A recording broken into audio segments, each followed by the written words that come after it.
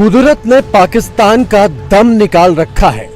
हर साल की तरह इस बार भी उत्तर में खैबर पख्तूनख्वा से लेकर दक्षिण में कराची तक पानी पानी हो गए हैं, लेकिन पाकिस्तान बाढ़ से ज्यादा इस फिक्र में डूबा जा रहा है कि बाढ़ का दोष किस पर मढ़े।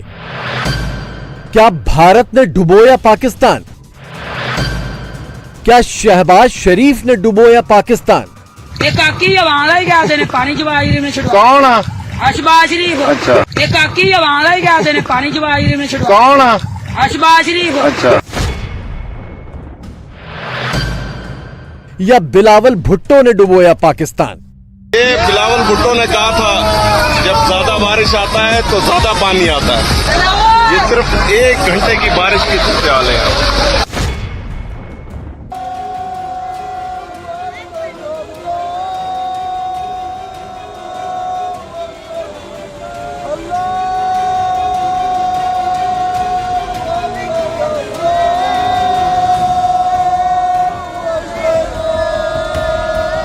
मकान खिलौनों की तरह ढहे और बहे जा रहे हैं। पुल भरभरा कर बहती धार में समाते जा रहे हैं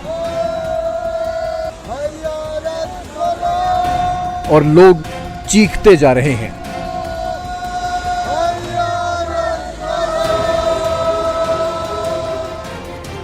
पाकिस्तान के डिप्टी पीएम इसहाक डार ने कुछ वक्त पहले कहा था कि इस मुल्क की जिम्मेदारी अल्लाह की है, तो बाढ़ के हालात में फंसे मजबूर पाकिस्तानी इसी सलाह पर अमल कर रहे हैं।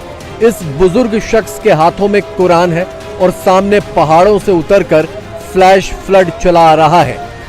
बुजुर्ग फ्लैश फ्लड के सामने कुरान लहराकर उसे रोकने की कोशिश कर रहे हैं। किस्मत अच्छी थी कि एक बड़ी सी चट्टान से टकराकर मलबे का ये सैलाब रुक गया। गांव के लोगों की जान और आस्था दोनों बच गई, वरना जाने क्या ही हो जाता। ये आप देख सकते हैं कि इस पत्थर की वजह से ये घर बच गया है। इसमें 20 से 25 अफराद मौजूद थे।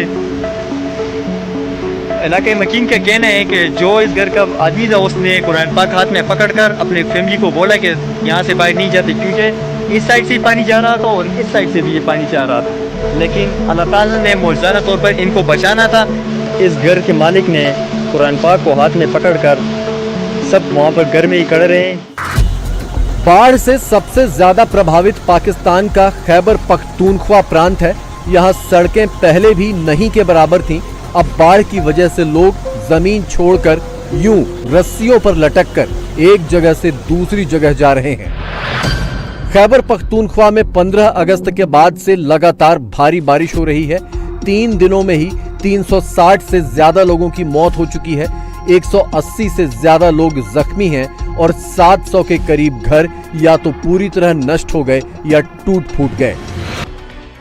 पाकिस्तान को कुदरत की मार से बचाने की कोशिशें ना तो नवाज शरीफ ने की, ना इमरान खान ने की और ना ही शहबाज शरीफ ने की, लेकिन इनके समर्थकों के बीच बाढ़ से तबाही का ठीकरा एक दूसरे के सिर पर फोड़ने की पूरी होड़ है। ये बुजुर्ग महिला कह रही है कि बाढ़ का जिम्मेदार शहबाज शरीफ है। पानी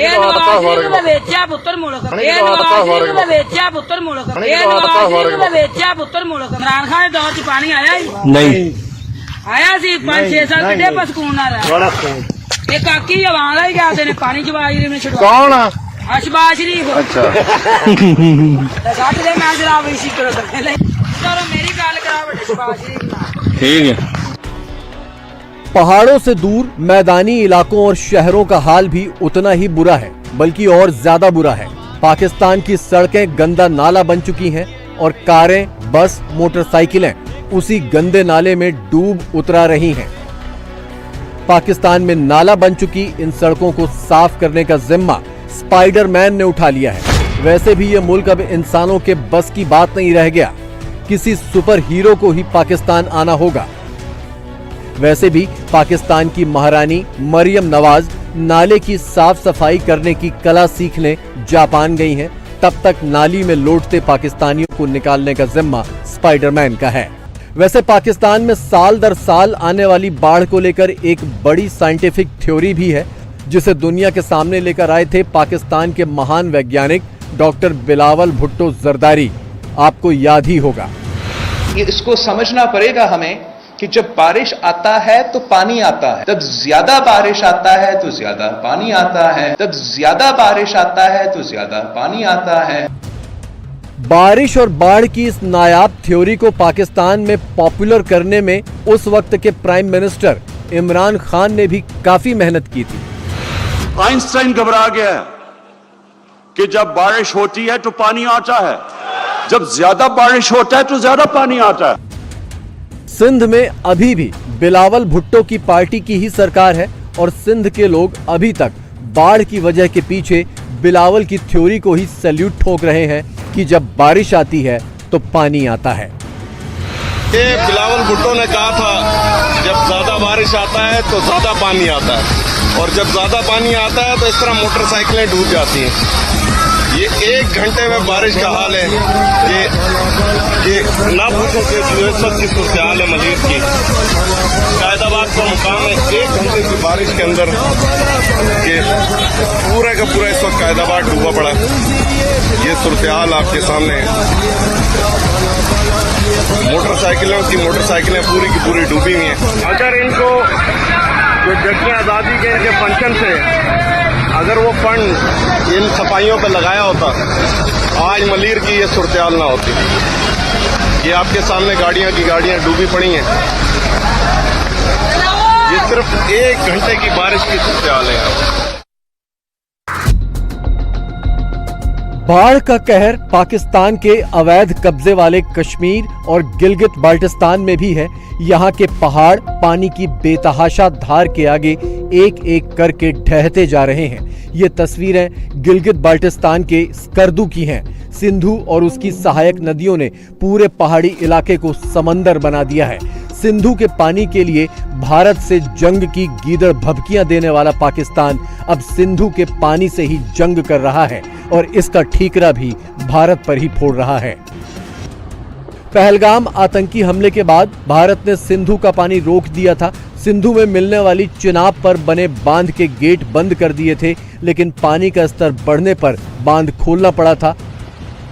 अब मॉनसून में बादल फाड़ बारिश के चलते सिंधु में अथाह पानी आ चुका है, जिस पर फिलहाल कोई बांध नहीं है। लेकिन सिंधु के क्रोध के लिए भी पाकिस्तान भारत को ही जिम्मेदार बता रहा है।